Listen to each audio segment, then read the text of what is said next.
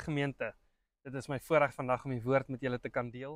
Ek hoop julle is veilig waar ook al julle self mag bevind en ek hoop dat hierdie woord julle gaan stig en bemoedig. So vandag begin ek met die reeks wat ons as Every Nation hanteer globaal en die reeks se naam is The Mission of in Afrikaans die missie. Nou ek en jy het die voorreg om deel te wees van hierdie missie of plan wat God het.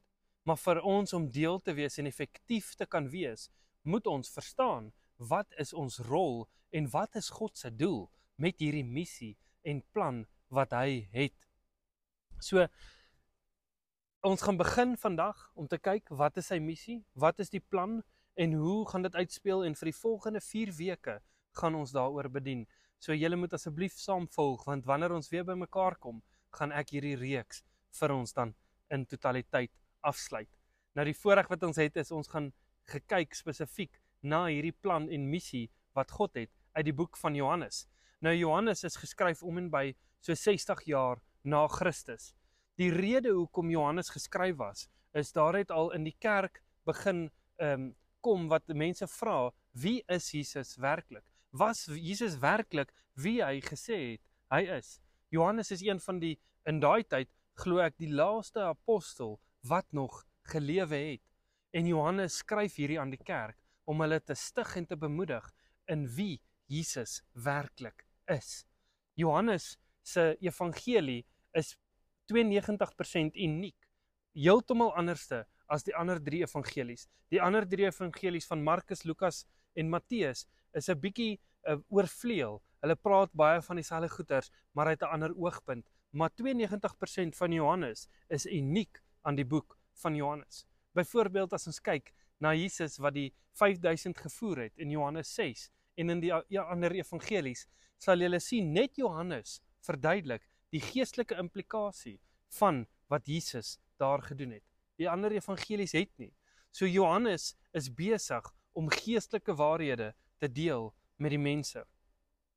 Vandag gaan ons begin en ons gaan kyk na God se liefde, die Vader se liefde. En dit is die titel van hierdie boodskap, die Vader se liefde.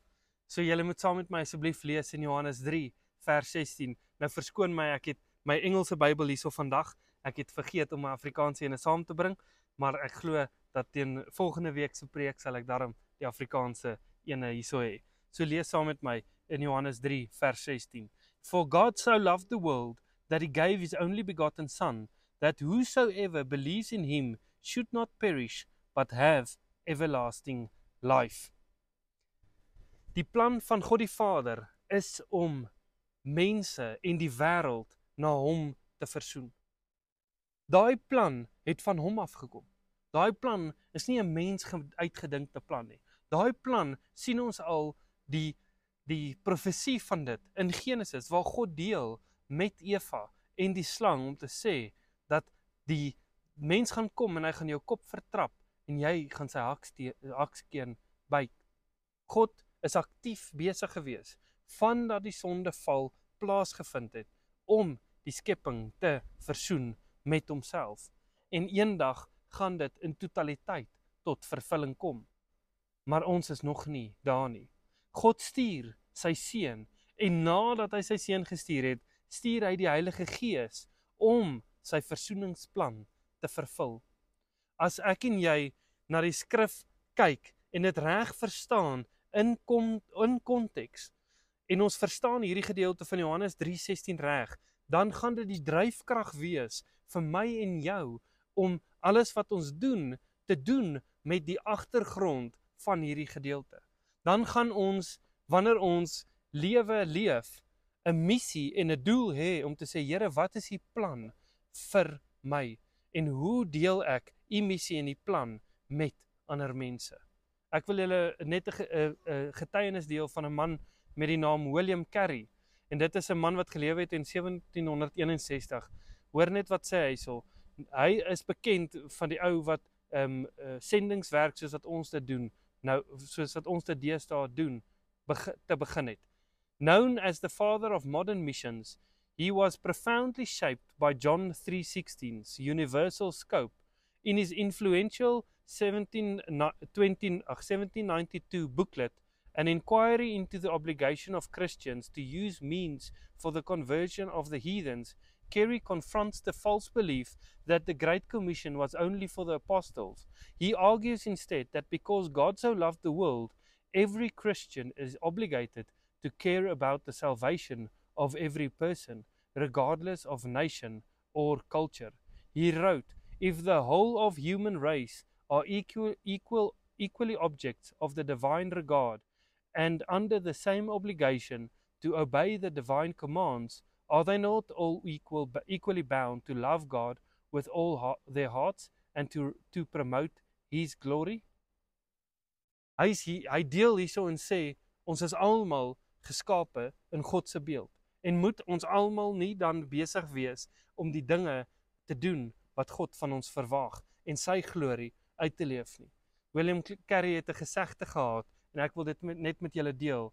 Hy het gesê, expect great things from God, attempt great things for God. Ek en jy moet groot dinge verwag van God. Maar ek en jy moet ook waghalsig genoeg wees om groot dinge aan te pak vir die Here. God se hart is dat geen persoon verlore moet gaan nie. Maar die vraag wat ek en jy het vandag is dit my en jou hart? Is my en jou hart dieselfde as die Vader se hart? En jy mag dalk dink en vra, Johan, hierdie is nie van toepassing op my nie. Ek is nie 'n sendeling iewerste in die Amazone of in 'n land waar daar nie sein is nie, of wat ook al dit mag wees nie. Maar jy, waar jy jouself bevind, moet die Here vra, Here, hoe deel ek die evangelie waar ek myself bevind? Jy mag dalk 'n ma wees wat by die huis bly en kinders grootmaak. Daai is die beste sendingsveld wat jy ooit kan kry, om jou kinders die evangelie te deel en groot te maak in die weë van die Here. Jy mag dalk uitgaan na 'n sekulêre werk toe en sê, maar hoe kan ek dit doen? Ek kan nie my liggie laat skyn nie. Jy kan. Vertrou die Here om die evangelie uit te leef en die evangelie te kan deel, sodat mense tot redding kan kom. God is lankmoedig, sodat geen mens verlore moet gaan nie. So ek wil na 5 goeters kyk uit hierdie gedeelte van Johannes 3 vers 16. Die eerste gedeelte is die eerste punt is die grootste liefde. Want so lief het God die wêreld gehad. God se liefde is nie beperk aan een mens of een groep nie. Dit gaan oor die mensdom. As God sy liefde, as ons gemotiveer is deur God se liefde en dit reg verstaan, dan gaan ons die evangelie wil deel met almal. God het sy seun gegee. Hy gee sy beste sodat daar ewige lewe kan wees. Die Jode het geweet dat God hulle liefgehad het. Maar in hierdie gedeelte sê hy dat hy die hele wêreld ook liefhet. Hy het nie 'n begeerte dat een persoon verlore moet gaan nie. Is dit my en jou hart? Of is ons partykeer te bang om die evangelie met mense te deel of die waarheid met mense te deel, want wat gaan hulle sê of wat gaan hulle dink? Ek en jy het nie die verantwoordelikheid om te sê wat gaan hulle sê of dink nie. My en jou verantwoordelikheid is om die waarheid met hulle te deel en dan die Here te vertrou en die werk met hulle te behandel. Dit in hulle harte te openbaar. Die tweede punt wat ek wil maak is die grootste geskenk, dat hy sy enige gebore seun gegee het. God se liefde het oorgespoel in aksie, die aksie om sy seun te gee. Dit is die patroon wat ek sien God instel. Hy is 'n God wat stuur, hy is 'n God wat gee. God het sy seun gegee vir elke persoon. Nie sodat ons kan eksklusief probeer sê, nee, nie vir jou nie, nie vir jou nie. Nee, hy het sy seun gestuur vir elke persoon.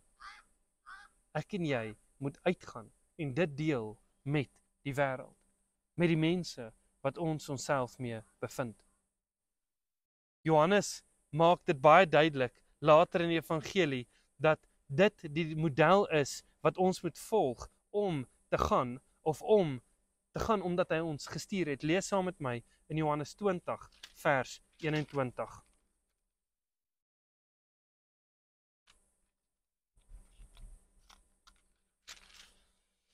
Then said Jesus to them again, Peace be unto you, as my Father hath sent me, even so send I you. Soos wat Jesus gestuur is deur die Vader, so word ek en jy ook gestuur deur Jesus. Ek en jy word nie net blindelings in die wêreld ingestuur nie. Nee, ons word gestuur met 'n missie en 'n doel en 'n plan wat die Here het om die hele wêreld aan hom te versoen. Hierdie is die model wat ek en jy moet volg.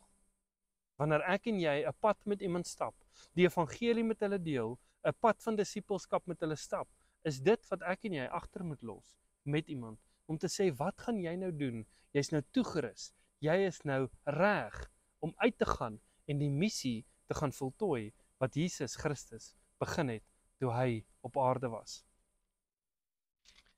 God het gegee. Die liefde wat God bewys is nie 'n oppervlakkige liefde nie. Dit is 'n liefde wat kos. Dit is 'n liefde wat nie goedkoop is nie. Dit is 'n liefde wat aksie het. God het die duurste prys betaal sodat ek en jy in verhouding met hom kan wees. Die missie wat God ons na toe roep is 'n missie wat gee en nie vat nie. Dis 'n missie wat sê ek is bereid om my lewe te gee sodat ander mense die evangelie mag hoor. Die derde punt wat ek wil maak is, dit is die grootste uitnodiging. Hy sê, sodat die wat glo, wie ook al glo, in hom glo, ewige lewe mag hê. Die uitnodiging is oop vir wie ook al in hom glo. Christendom is terselfdertyd die mees inklusiefste geloof, maar ook die eksklusiefste geloof op aarde. Wat bedoel ek daarmee? Wanneer ek sê, Christendom is die mees inklusiefste geloof, beteken ek, sodat enige iemand wat in hom glo, ewige lewe mag hê. Enige iemand, dit maak nie saak oor jou ouderdom nie, dit maak nie saak oor jou velkleur nie, dit maak nie saak oor jou geslag nie, geen van daai is eers 'n deel van die som nie. Nee, inklusief is enige iemand wat in hom glo. Maar dis ook eksklusief, dat daar is net een manier na die Vader, en dit is deur Jesus Christus, die Seun van die Vader. Terselfdertyd nooi hy almal uit, maar hy sê, julle moet deur my na die Vader kom. God gee nie om oor jou verlede nie. God gee nie om oor jou agtergrond nie. Hy gee om oor of jy gaan kies om hom te gehoorsaam en hom van nou af te volg vir die res van jou lewe. So die vierde punt wat ek wil maak is die grootste begeerte. Hy sê, sodat niemand verlore moet gaan nie. In die Engels sê hy, in die Engels sê hy, believe in him so that they should not perish but have everlasting life. Dis Jesus, God se grootste begeerte, is sodat niemand moet doodgaan nie. Om dood te gaan op aarde beteken nie dat ons dood is nie. Nee, ons gaan van een van twee plekke, ewige lewe of ewige verderf. Dit is die keuse wat ons het. Maar wanneer ons hierdie tentwoning afslaan, soos wat Paulus van praat, dan maak ons oë oop in ewigheid. En God se begeerte is dat geen persoon moet vergaan nie. Die Engel sê so mooi, hy sê perish, en ek wil lees net vir julle wat beteken daai woord perish. To be in a state of decay or passing away, to be destroyed, to come to nothing. God se begeerte is nie dat ons verwoes moet word nie. God se begeerte is sodat ons saam met hom kan wees. Sonder Christus is elke persoon besig om te vergaan. Die evangelie gaan nie net daaroor sodat ek en jy 'n beter lewe kan hê nie, sodat ons gemaklik kan wees waar ons onsself bevind nie. Nee, die evangelie gaan daaroor om sodat ons nou ewige lewe het, sodat ons uit kan gaan en die ewige lewe kan deel met ander mense, sodat mense gered kan word en ewige lewe saam met God te kan geniet. As ek en jy nie gaan om die evangelie te deel nie, dan gaan mense nie hoor nie. Ek en jy moet aktief besig wees om die waarheid te deel met ander mense. As ek en jy die goeie nuus met iemand wil deel, sonder dat hulle verstaan dat ons in 'n gebroke wêreld is en dat daar slegte nuus is en dat daar konsekwensies is vir die sondige wêreld waar ons onsself in bevind, dan gaan hulle nie altyd die goeie nuus verstaan nie. Iemand moet eers verstaan dat hy 'n redder nodig het voordat hy sy hand uit gaan steek en sê, Here, red my. God se liefde beteken niks vir ons as ons nie verstaan hoe min ons dit verdien nie. Ek en jy verdien nie ewige lewe nie. Nee, ewige lewe is 'n geskenk wat God vir ons gee, sodat niemand in dit trots mag wees nie. Sodat niemand mag dink, hulle het goeie werke gedoen nie. Nee, goeie werke is 'n vrug van redding. Ons word nie gered as gevolg van ons goeie werke nie. As gevolg van God se liefde kan hy nie sonde ongestraf los nie. God se hart van die begin af was restaurasie tussen 'n gebroke wêreld en God wat 'n heilige God is. God wou nooit gehad het om enige iemand in die verderf in te stuur nie. Ek wil hê julle moet dit mooi verstaan. Iemand wat ewige verderf gaan beerwe, wat hel toe gaan, is omdat hulle gekies het om soontoe te gaan. Dit gaan 'n vrye keuse wees. Hoekom hulle daarop beland. Dit gaan nie want God is kleinlik of hard of lelik nie. Nee, dit is omdat hulle gekies het, want jy het een van twee keuses. Jy kan nie op die draad sit nie. Dis of lewe of dood.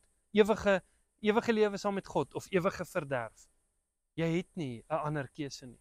Maar elke persoon het daai keuse om te maak. God veroordeel net wanneer dit werklik nodig is. As ons kyk na Israel in die Ou Testament, hoeveel keer stuur God 'n profeet om vir hulle te sê, draai terug, draai weg van die lewe wat julle besig is om te lei, sodat julle nie die konsekwensies moet dra van die keuses wat julle maak nie. Kom na my toe. Ek is lankmoedig. Ek wil genade hê, maar julle moet ophou doen wat julle doen. As ek en jy ewige lewe hê, kan ons nie net die Here aanroep en aangaan in 'n sondige leefstyl nie. Nee, ons moet wegdraai van die ou lewe, van die ou mens, en ons moet Christus aanroep. En so vir elke persoon wat sê, ek wil ewige lewe hê. Die laaste punt wat ek mee wil afsluit, is die groot bestemming, sodat almal ewige lewe mag beerwe.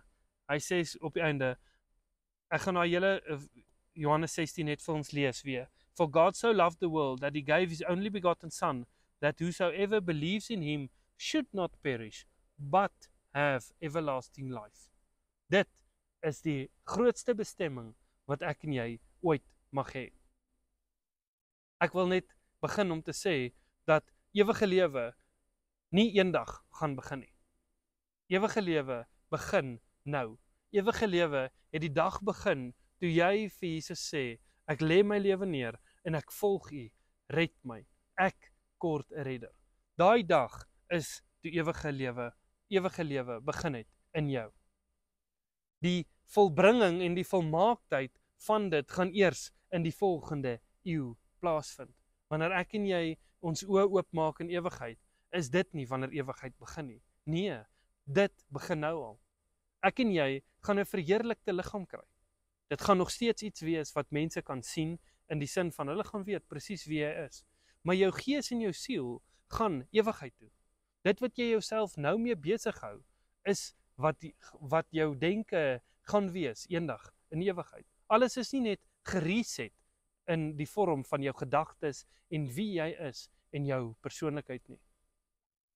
As ek en jy God se hart reg verstaan en dit deel, dan gaan ons ook God se missie wil van deel hê en uitgaan en mense vertel. Verstaan jy die Vader se liefde en sy hart werklik vir jou? Of wonder jy of hy jou werklik liefhet? Gaan spandeer tyd met die Here en vra hom, Here, wys my u hart. Mag ek werklik weet hoe lief u my het, sodat ek uit kan gaan en daai liefde kan wys aan mense wat u nie ken nie. As ek en jy Johannes 3:16 nie voor oë gaan hou nie, dan gaan ons werke doen, maar dit gaan geen ewige waarde hê nie. Ons gaan net dinge doen omdat ons dink dit is goed en dit is 'n plan en ons gaan maar voort. Maar as ek en jy Johannes 3:16 voor oë hou, dan sal alles wat ons doen Jesus en sy evangelie as middelpunt verheerlik. Dan gaan ons die vrae wanneer ons uit moet gaan en iets doen en ons vra onsself die vraag, hoe verheerlik dit God? Dan gaan ons hele denkwyse skuif om te sê, ek wil dit doen om Christus te verheerlik, om God se hart uit te leef in alles wat ek doen. Baie dankie vir die voorreg wat ek het om die woord met julle te kon deel. Ek hoop julle het 'n geseënde Sondag verder. Mag julle tyd saam met familie geniet en 'n geseënde feestyd verder hê. Groete.